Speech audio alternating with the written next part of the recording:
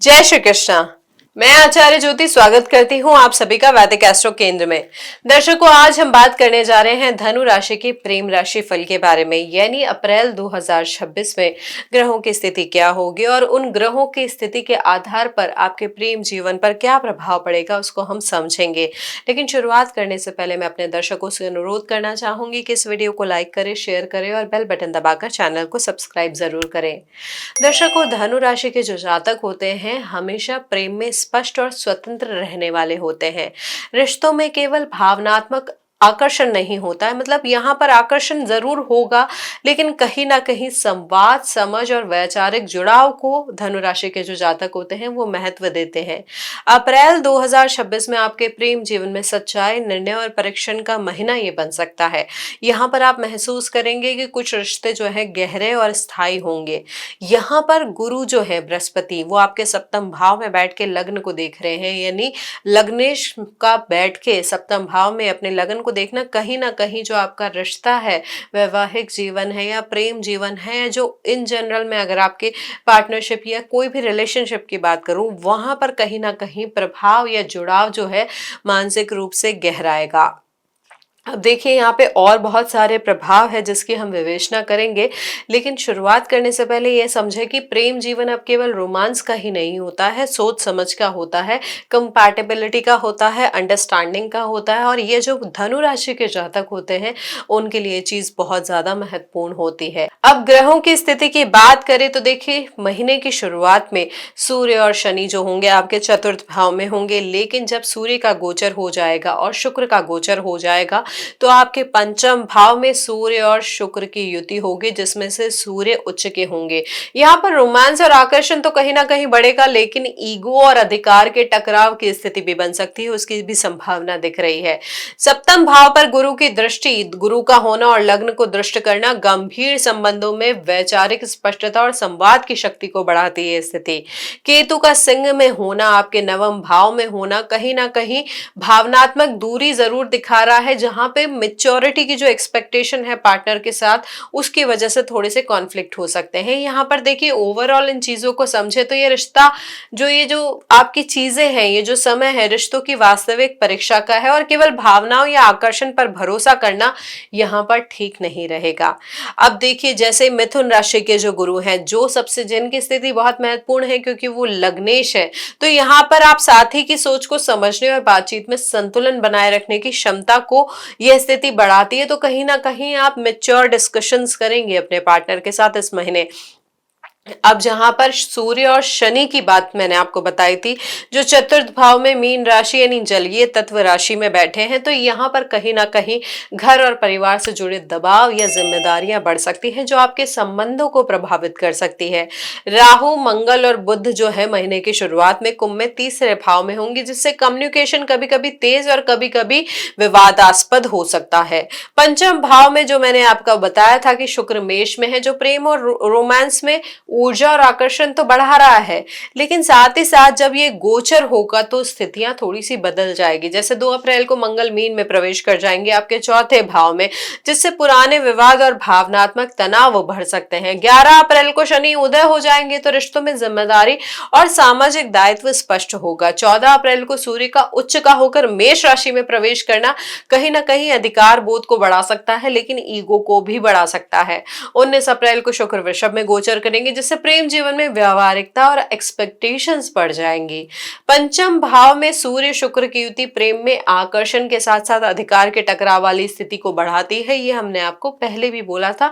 तो इस महीने अधिकार जताने के बजाय, रिलेशनशिप में डोमिनेट करने के बजाय थोड़ी अंडरस्टैंडिंग अपनाएं। दर्शकों, ये था वृहद स्तर पे क्या परिणाम पड़ सकता है आपके प्रेम जीवन पे ग्रहों की स्थिति के आधार पर। अब हम बात करते हैं विवाहित जीवन पर इन ग्रहों की स्थिति का प्रभाव क्या रहेगा। देखिए, जैसे मैंने आपको बताया था कि सप्तम भाव में जो है मिथुन राशि आ रही है, तो वहां पर मिथुन राशि के जो स्वामी होते हैं वो बुध में है, वो कुंभ में राहु और मंगल के साथ युति बना रहे हैं। तो छोटे छोटे मतभेद यहाँ पर बातचीत की वजह से, कम्युनिकेशंस की वजह से बढ़ सकते हैं।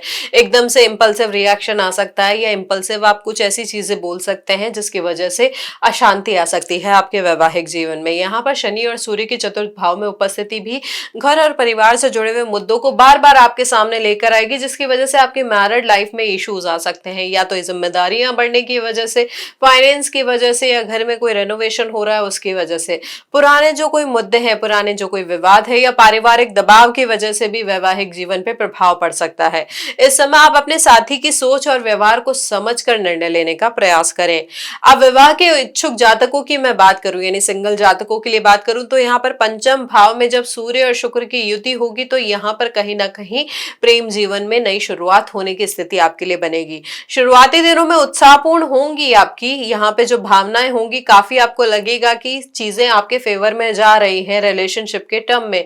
लेकिन ये ध्यान रखें कि स्थायित्व केवल तभी आएगा जब आप अपने साथी के दृष्टिकोण और भावनाओं को ठीक से और समझदारी से समझेंगे। दूसरे भाव के जो स्वामी है शनि, उनका चतुर्थ में होने से पारिवारिक एक्सपेक्टेशन और सामाजिक प्रतिष्ठा भी संबंधों पर कहीं ना कहीं असर डाल सकती है। देखिए दर्शकों, ये जो समय है आपके संबंधों की वास्तविकता को परखने का है। प्रेम संबंध में रहने वाले अविवाहित जातकों की हम बात करें तो यहाँ पर ग्रहों की स्थिति का प्रभाव रोमांस को बढ़ा रहा है, लेकिन कहीं ना कहीं जैसे मैंने बताया कि इस महीने डोमिनेटिंग नेचर जो है, या डोमिनेंस जो है, या अधिकार का भाव जो है, अधिकार का टकराव भी हम इसे कह सकते हैं, ये भाव वैवाहिक जीवन या प्रेम जीवन इसको प्रभावित कर सकता है। यहाँ पर क्योंकि तीसरे और चौथे भाव में ग्रहों की जो सक्रियता है वो कहीं ना कहीं कम्युनिकेशन को तीखा भी बना रही है। चाहे आप सही बात बोल रहे हैं, लेकिन जिस प्रकार से बोलेंगे वो रिश्तों में प्रॉब्लम लेकर आ सकता है। महीने के मध्य और अंत में ग्रहों की चाल जो है प्रेम संबंधों को व्यवहारिक और दीर्घकालीन आधार देगी। यहाँ पर केवल आकर्षण पर आधारित निर्णय जो है स्थायी नहीं हो पाएंगे। अब देखिए दर्शकों, इस महीने जिन जातकों का ब्रेकअप हुआ है उनके लिए हम बात करें तो ये महीना थोड़ा चुनौतीपूर्ण हो सकता है आपकी हीलिंग के लिए या मूव ऑन करने के लिए। यहाँ पर क्योंकि इम्पल्सिव चल रही है अभी फीलिंग्स, अभी वो फीलिंग्स का जो स्थिति है बहुत तेज है, आप उससे निकल नहीं पा रहे हैं। पुराने जो आपके घाव है वो बार बार किसी ना किसी वजह से हरे हो जा रहे हैं, उन पे प्रॉब्लम हो जा रही है कि आप समझ ही नहीं पा रहे हैं उनको ठीक कैसे किया जाए, वहां से निकला कैसे जाए। और इसी के साथ साथ ईगो भी बढ़ता जा रहा है। यहाँ पर आप सामने जो प्रॉब्लम हुई थी उसकी वजह से तो परेशान है ही, लेकिन बार बार आप अपने आप को भी दोष देंगे कि वहां पर मैंने वो स्टैंड क्यों नहीं लिया, और उसकी वजह से कहीं ना कहीं गुस्सा भी बढ़ सकता है। यहाँ पर महीने के उत्तरार्ध में चीजें थोड़ी सी जब बदलेगी, ग्रहों की स्थिति बदलेगी, तब आपके लिए थोड़ी समझ विकसित होगी। आप समझ पाएंगे कि वो क्यों टूटा था रिश्ता, और अब उससे कैसे आप निकल सकते हैं इमोशनली। अब यहाँ पर जो मैंने आपको बताया कि जब सूर्य उच्च के भी हो जाएंगे, शुक्र के साथ भी युति करेंगे, और फिर शुक्र जब स्वराशि में प्रवेश कर जाएंगे आपके छठे भाव में, तो अचानक किसी से आप मिल भी सकते हैं। यहाँ पर यह भी संभावना है कि यह स्थिति जो है समझ और वैचारिक परख के बाद सार्थक भी हो सकती है आपके लिए। अब कुछ जातकों के लिए इस महीने यहाँ पर अस्थिर संबंध की संभावना भी बन रही है, यानी जो ऑलरेडी रिलेशनशिप में है या विवाहित है तो उनके लिए यहाँ पे जो रिलेशनशिप, तीसरी रिलेशनशिप या अनैतिक संबंधों की अगर हम बात करें तो यहाँ पर वो इसलिए स्टार्ट होगा क्योंकि यहाँ पर कहीं ना कहीं संवाद या फिर फीलिंग्स की अंडरस्टैंडिंग का प्रॉब्लम है। दर्शकों, यहाँ पे जो ये आकर्षण है वो क्षणिक होगा, ये मानसिक उलझन लेकर आ सकता है, भ्रम लेकर आ सकता है, तो इससे दूरी बनाए रखने का प्रयास करें। ये था हमारा विश्लेषण इस महीने के लिए। अब उपाय स्वरूप आप इस महीने क्या कर सकते हैं ग्रहों को संतुलित करने के लिए, क्योंकि गुरु आपके लग्नेश है और सप्तम भाव में बैठ के आपके वैवाहिक जीवन, आपके पार्टनरशिप सबको प्रभावित कर रहे हैं, तो उनकी स्थिति को ठीक करना सबसे ज्यादा महत्वपूर्ण है। आप क्या कर सकते हैं, पीली वस्तुओं का दान कर सकते हैं, जिसमें कोई पीला वस्त्र हो, पीली चने की दाल हो, हल्दी हो, ये मंदिर में जाके गुरुवार के दिन दान कर सकते हैं। उसके साथ साथ आप इस महीने नारायण कवच का पाठ करेंगे तो वो भी आपके लिए लाभकारी रहेगा। आप साथ में चाहें तो क्या कर सकते हैं, क्योंकि सूर्य आपके शनि चतुर्थ भाव में बैठे हैं और शनि के साथ बैठे हैं, और फिर पंचम भाव में वो उच्च के हो जाएंगे, आपके लिए योग कारक ग्रह भी है, तो इसलिए आप क्या कर सकते हैं, रविवार को सूर्य को तांबे के पात्र में जल अर्पित करें सूर्य देव को, तो ये आपके चतुर्थ भाव के मानसिक दबाव को संतुलित करेगा। साथ ही साथ क्योंकि गुरु बुध की राशि में है, तो आप हरी मूंग का दान भी कर सकते हैं और गायों की सेवा भी कर सकते हैं। तो यहाँ पर ये जो आसान से उपाय हैं वो करके आप ग्रहों के प्रभाव को संतुलित कर सकते हैं। साथ ही साथ ध्यान रखें, क्योंकि यहाँ पर मंगल राहु की युति हो रखी है, फिर मंगल सूर्य और शनि की युति होगी, तो अपने रिएक्शंस को, अपनी वाणी को, अपने संवाद को संयमित रखें। अप्रैल 2026 के दौरान धनु जातकों के लिए प्रेम जीवन में अभिव्यक्ति, आकर्षण, अहम और ग्रह चाल की परीक्षा प्रमुख रहेगी। यहाँ पर ग्रहों की और भावों की सक्रियता से प्रेम और रोमांस के साथ साथ टकराव भी दिखेगा।